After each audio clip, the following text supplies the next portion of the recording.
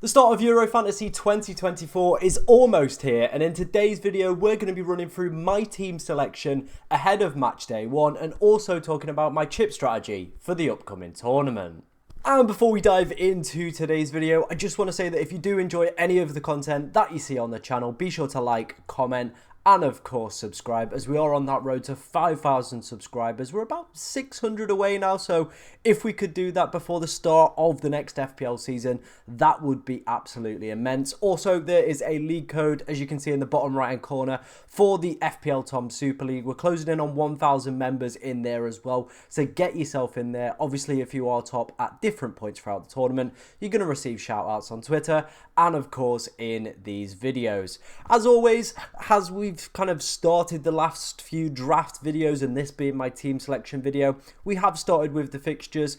As always, I have put these into kind of a color-coded ranked scheme. Again, there's a full screenshot of this over on my Twitter. Also, if you want to take a screenshot now, maybe use it elsewhere, you can't be asked going to look on Twitter, that is perfectly acceptable as well. So take a little screenshot. Now, obviously, when we're building these teams, it's important to know what strategy we are going to be playing. We're going to be talking about my chip strategy and potential other strategies as well throughout the video. But for me personally, as we'll come on to see, I'm going for the Matchday 1, just, you know, playing the regular kind of team. Then in Matchday 2, we're going to hit that wildcard button. Matchday 3, we're going to hit the Limitless chip. And then obviously in the round of 16, we get unlimited transfers again. So that's the plan with my team. So obviously a lot of focus for me is going to be on looking at just the Matchday 1 fixtures. However, other people might play alternative strategies. So again, I'm going to highlight some teams I think personally you need to potentially be taking a look at. Germany, definitely lots of strong fixtures for them.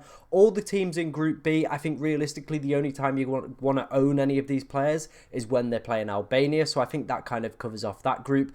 Denmark have got a really nice game against Slovenia in the opening game. England as well have got pretty solid, well, kind of pretty good games to be honest, throughout the course of the group stage as well. And as we'll come on to see some predicted data in terms of clean sheets and scoring goals as well, England are top of the chart, so definitely a team I would be looking to get a few assets from. Netherlands and France, obviously the two standouts in Group D. Again, Matchday 2, probably want to avoid them, but Matchday 1 and 3 for both of those sides, definitely worth investing in. Belgium, pretty strong throughout the course of the group stage as well, so definitely a team I would be looking at. Ukraine with Romania and Slovakia in Matchday 1 and 2.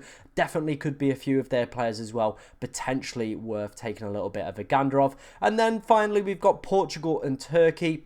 Again, Turkey Matchday 1 and 3, and Portugal basically throughout that whole group stage. I think all their picks could be really, really solid players to go and pick up. So yeah, like I said, take a screenshot of this if you do need any help with the fixtures. But let's move on to my chip strategy. I kind of alluded to it already. We're going to be playing that wild card in Matchday 2, and we're going to be playing the Limitless in Matchday 3. So this first draft that we've been building for weeks now, this is all going to go just towards Matchday 1. So we're going to look at some odds later and some data from Elvenify, taking a look at which teams I should be targeting in Matchday 1, and then obviously why I've built my team in a certain way to target just this 1 week alone.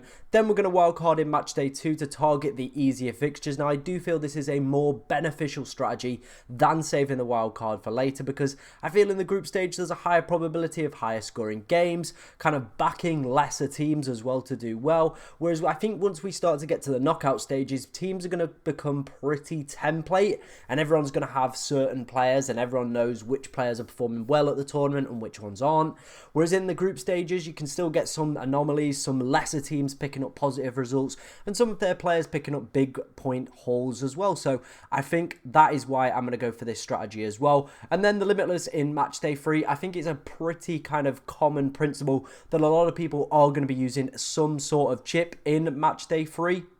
I think that's the kind of the consensus I'm getting within the Euro Fantasy community on YouTube and on Twitter as well, and from speaking to you guys in the comment section as well. Matchday 3 seems to be the one that a lot of us are going to be playing that Limitless chip on. As we'll come on to see a little bit later as well, there's plenty of kind of good fixtures. And if you go back to my strategy video as well, where I did speak about all the different strategies, I highlighted the benefit of going for this Matchday free limitless kind of chip. And the reason I did it is because there are so many quality teams with really good amazing fixtures that we want to kind of be banking on, to be honest.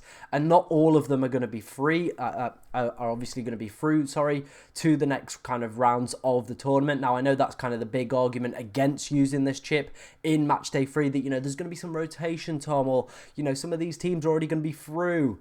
That might be the case, but a lot of them won't be. There'll still be a lot of stuff up for grabs, certain places, determining who they're going to get in, later stages of the tournament. So I still think, it's definitely worth using that limitless chip in Matchday 3. And then, like I said, you do get unlimited transfers to the round of 16. So all the group stage stuff is wiped and we're back with a clean slate like everybody else in the game. And I think the benefit of this strategy for me is the fact that I'm going to have 4 basic wild cards, well, 3 hits if you like, right at the start of the game, try and get myself out of the gate, try and get a really, really good rank, and then just try and hold and play it a little bit more sensible and safe in the latter stages. Now, my team could get absolutely cooked if I pick the wrong players in the round of 16, and in the quarterfinals, a lot of maybe the favourites go out, and then I'm kind of left a little bit stranded with only 3 to 4 transfers each round.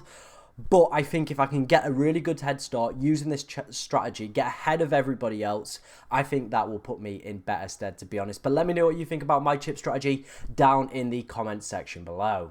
Now, before we move on to my team itself, we're going to take a look at a load of data from Elvenify and also from Bet365. I think all this data is going to be super useful for helping you make the best decisions ahead of, the start of this game and going into Matchday 1 and even Matchday 2 and Matchday 3 as well. So starting off, we're going to look at clean sheet odds. Obviously, England, Germany and Portugal and even Belgium there, the leading teams, all expected to get 1.2 predicted clean sheets over the course of this group stage. So I think if you're looking for kind of the longer Matchday 1, Matchday 2 kind of vibe, even Matchday 3, maybe you're thinking about holding all your chips out till the knockout stages, then these are definitely some strong defences I would be looking to kind of get on board with, to be honest, as well. I've got a Belgium defender, I've got a Germany defender, I don't have an England and a Portugal defender in my team, but I might be swayed. Obviously, I can very easily change my team round each match day. So when Portugal do have the higher odds, as you can see in Matchday 3 at that 47%,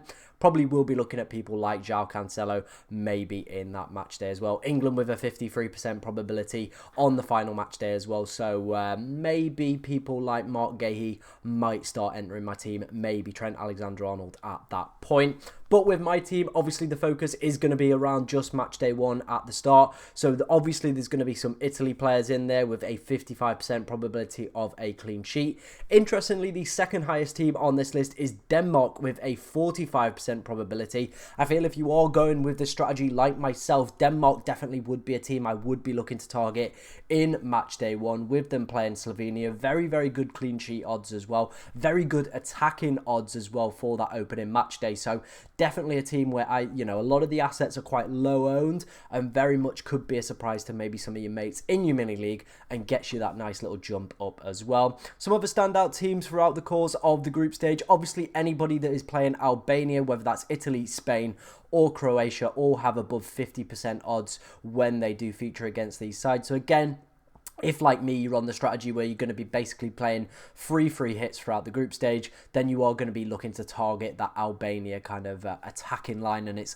kind of less effective output that it's going to be obviously putting up throughout this tournament. Netherlands, 40 and a 31% as well. And then a team for me that's massively going under the radar and not a lot of people are really speaking about is Ukraine with a 36 and a 37% probability of a clean sheet. I currently have Lunin in goal, a little bit of a spoiler there. I definitely think he's the best 4.5 million goalkeeper to go for, but I think they've got some also nice defenders as well. Zabani and Mikalenko, just the Premier League ones to name off the top of my head as well. So could be a nice little team if you're thinking about potentially holding out on chips till match day 3. You've got really good defensive odds there for match day 1 and 2. Right, moving on to attacking odds. These are the best kind of scoring teams in terms of predicted goals across the group stage. As you can see, England and Portugal leading the way with 7.4 predicted goals for them over the course of the group stage. Germany, France, Belgium, Spain, Netherlands, Italy, all following in strong suit as well, with some pretty good attacking numbers predicted throughout this tournament. Again, probably worth looking at investing in attackers from these teams. So obviously, Portugal, we've got the likes of Cristiano Ronaldo. A little bit of doubt, but I think Bruno Fernandes is the better pick if you're looking for one of those. England, I think Harry Kane is a cert and maybe one of the midfielders if you're looking from an attacking standpoint. Germany, Kai Havertz, Ilkay Gundogan, Musiala, Sane, Wirtz. Plenty of picks to go from there. France, I think for the group stage, I'm probably just going to go for Kylian Mbappe. Belgium, they've got KDB, they've got Trossard, and they've got Romelu Lukaku as well. So definitely some players I would potentially be taking a little bit of consideration as well. Netherlands, I've seen a few people have obviously Xavi Simons in there. It's okay-ish fixtures, but I think for the money that you're paying for him, I would prefer somebody like Ilkay Gundogan. Also, I spoke about Denmark in the last section. As you can see, quite high odds for a team that's not really, fancied throughout the course of the tournament. They've got really good goal scoring odds and defensive odds in both their Matchday 1 and Matchday 2 games. So potentially a team you might want to consider. Turkey as well with a 1.6. So people like Çalhanoğlu could also be a great shout for the Matchday 1s. Interestingly, Hungary quite low as well. Obviously, I've seen a few people with Dominik Szoboszlai, and I fully understand why you would have him. Obviously, on a lot of set pieces, free kicks, penalties, but Elvenify's data is not predicting them to have a kind of fruitful tournament in front of goal. So maybe something to potentially consider on that one. Something else I wanted to take a look at, obviously, is each group's kind of standings and its predicting. So as you can see, they've got goals for, goals against, and their predicted points, and obviously progression kind of things. I think this is very important, looking at which teams are obviously predicted to do well, because if you see a team like England, they're predicted to do top,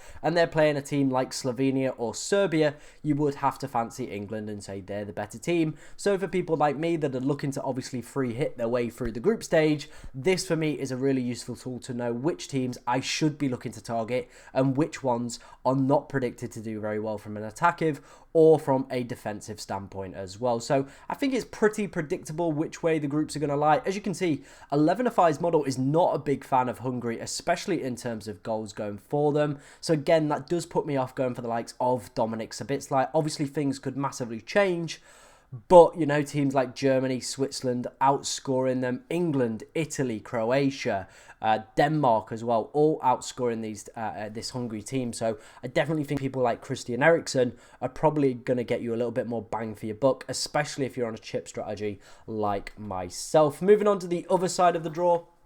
Obviously, we've got France, Netherlands, Austria, Poland, Belgium, Ukraine, Romania, Slovakia, Portugal, Czechia, Turkey, and Georgia as well. So again, I think this one, I don't think I need to talk through it too much because it's kind of just an iteration of kind of putting the two data sets we saw before into table format. Again, if you want to take any screenshots of this, it is welcomed. Obviously, go and check out Elvenify's website as well. There is a link to that in the description, a link to his Twitter as well, where he has posted some of this stuff. All the stuff in today's video as well is free to access. It isn't behind any paywalls as well, so you can just head over to his website. There is a paid version as well that you can pay for, obviously, if you want to get the more advanced and high level data, but the free data is pretty good as well. So let's take a look at kind of forwards, midfielders, and kind of attacking goals for the group stage as well. So obviously Kylian Mbappe and Harry Kane clear at the top. Cristiano Ronaldo is up there as well. I'm a little bit concerned about his minutes. I don't think he's going to play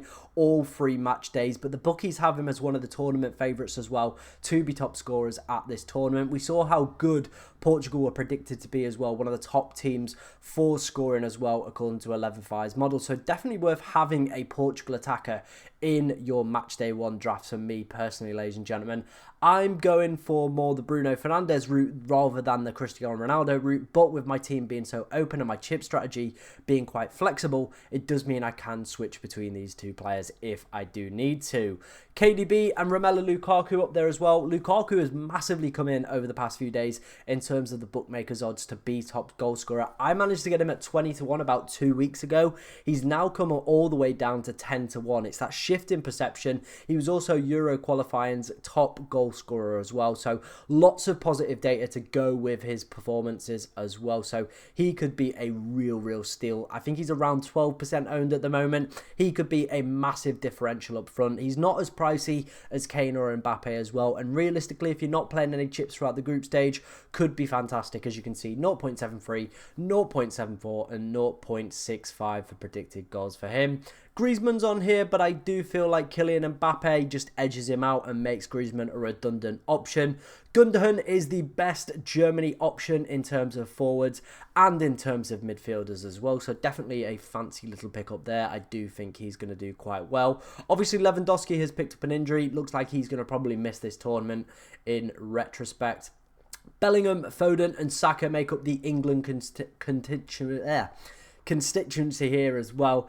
Finally get that word out. Again, I think it's going to be a little bit difficult to predict how many minutes all these guys get. I imagine Bellingham's probably going to get the most, but does that mean he's going to score the most points? Probably not. So again, I think it is picking one and hoping it goes correctly. I'm going to wait and see with England, but yeah, it could be a difficult one. Chiesa on this list, I think he could be a really nice option for Matchday 1 as well, with obviously Italy facing Albania.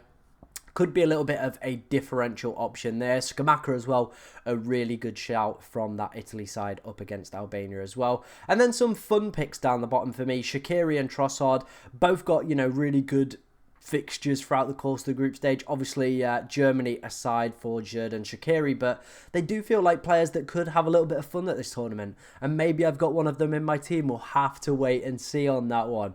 Moving away from Elvenify, we're going to take a look at the bookmakers odds. On top is the favourites to go and win the tournament. I think it's pretty self-explanatory which teams are obviously the favourites. We all know, realistically from just doing predictions, which teams we do think are going to do quite well throughout this. And the reason I've included it, I think if you can see a team in the kind of the top section playing against one of the teams in the bottom section, I think you're going to have to go and back some of their assets to do extremely well at that point. Then on the bottom, the more useful one for me is the highest scoring team at the tournament. England, France, Germany, Spain, Portugal, Belgium. All these teams are predicted to do incredibly well in front of goal. Obviously, backing that up with Elvenify's data as well. England were one of the top teams. Portugal were one of the top teams as well. Germany were up there.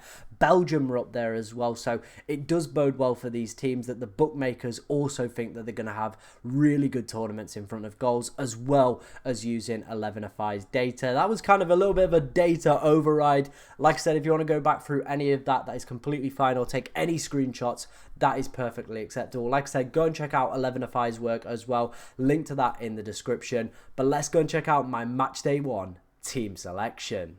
And the moment you have all been waiting for, my Matchday 1 team selection ahead of Euro Fantasy 2024. So let's dive straight into this. Let's start off with my goalkeeper pairing. Obviously, the goalkeeper I've got from Switzerland, I don't think he's going to play. I'm desperately looking for a 4 million goalkeeper. Every time we seem to find one, it looks like it just gets cut short, doesn't it? And it looks like this one could be as well. He played a few qualifiers, played a few friendlies, but Sommer did feature in the last friendly, so I am expecting him to be the #1 goalkeeper for Switzerland at this tournament. But you never know what could happen in international football. But I do think Lunin will be our goalkeeper throughout this tournament. Well, throughout the opening 2 group games at least. Obviously, Romania in the first group game, I think that's a fantastic one. I think it was a 36 or a 37% chance of a clean sheet for Ukraine. Like I said, definitely some undervalued assets going off in that department. 4.5 million for him. Hopefully, I can find a 4 million goalkeeper that is going to play. I think this one was kind of a little bit of a pipe dream, but I'm going to have to do a little bit more research. Maybe see if I can find another one. If not, just bank it with Lunin. Hope that he plays. I imagine he will. He's Real Madrid's goalkeeper. Like, if he's not Ukraine's #1, something's a little bit wrong. But I don't think it's any harm just having the one goalkeeper, to be honest, because what it allows me to do further up the field is build a nasty team, as you're about to see. So let's move into that defensive line. We're going to start off with Mailer. Now, you might be like, who the hell is this guy? Had an explosive Euro 20 or 2021, however you want to kind of phrase it, due to the old kind of pandemic. But yeah, for me, obviously seeing those Denmark clean sheet odds, 45% probability of a clean sheet as well. I think he gets an attacking return every 1 in 3 games for for Denmark, sorry. So a really, really good defensive asset as well. I've moved away from the double Italy defense that I originally had as well. Still might go back to it. Like I said, I will be kind of debating all this stuff on the deadline stream on Friday as well. So if you do want to come along to that, get yourself the notification bell ticked so you will be notified when I do go live as well. But for me, I think he could be my nice little differential, high probability of a clean sheet. And if he can get an attacking return as well against a poor side, I feel very comfortable that one could be a great result for me. Moving on to Mittelstadt, I feel he's very common knowledge now amongst the kind of Euro fantasy community. A 4 million defender, looks like he's going to start at left back as well. Has featured in the past 2 friendlies for Germany, so I do expect him to start at left back. And 4 million for getting one of the best defences or predicted kind of clean sheet defences as well for the group stage seems like a little bit of a no-brainer to me. No point spending any extra money on other players in that regard. DeMarco, 5 goals, 5 assists for him in terms in Serie A this season. Has been fantastic for Italy as well. Expect him to do extremely well this tournament, and up against Albania, I would be expecting that clean sheet with Italy around 55%.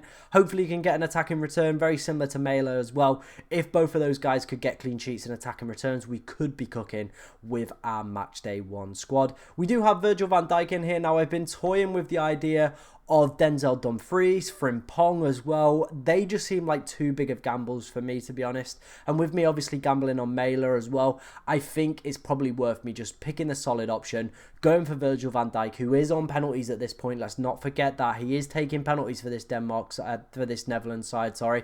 So if he can just get himself a clean sheet and a penalty, I will be very, very happy with that. But again, I might get to the deadline and might just fancy a little bit of a gamble if we kind of, have a better understanding of which one's going to play, Frimpong or Denzel Dumfries. It looks like Denzel Dumfries is the first choice right back. However, comments have been made from the manager about potentially using Frimpong a little bit further up the field, but I'm yet to see that kind of come to fruition. So I think for now, I'm just going to stick with Virgil van Dijk. And then our final defender is going to be Wout Vass for 4 million. Again, the fixtures that Belgium have got coming up, a 4 million defender, I think that for me is an absolute no-brainer. Again, allows us to go and do a lot of exciting things further up the field. Again, gives us a very solid defender with pretty good clean sheet odds as well throughout the course of this group stage. So I'm very, very happy to have him in the side, to be honest. Right, let's move on into our midfield. Now, we're going to go with Christian Eriksen. I think he's about 4% owned. A lot of people obviously will be kind of more hot towards Dominic Szoboszlai and other players like that, but I have gone for Christian Eriksen. Now, hear me out.